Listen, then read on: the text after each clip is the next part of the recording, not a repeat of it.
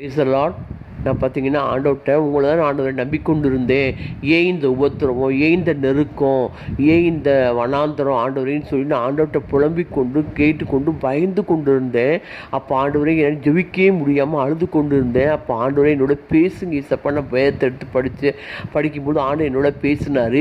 ஓசியா 12ஆம் அதிகாரம் 6ஆம் வசனத்தை என்னோட பேசினார்.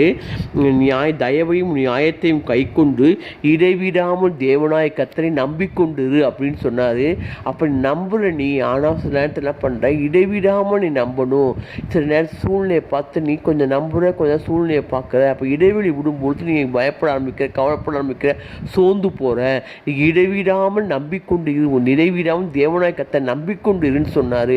அதுக்கு இந்த ஒரு வார்த்தையை ஆண்டு சமாதானத்தை கொடுத்தா, இந்த வார்த்தையை நீ ஆட்டிச்சு தேய்ச்சி என்னோடு பேசின கர்த்தர் உங்களோடு இந்த நாளில் பேசுகிறார். இந்த நாளில் நீங்கள் ஆண்டவர் தான் நம்பியிருந்தேன். ஏன் இந்த சூழ்நிலை, ஏன் இந்த வண்ணம் நினச்சிட்டு இருக்கீங்களா?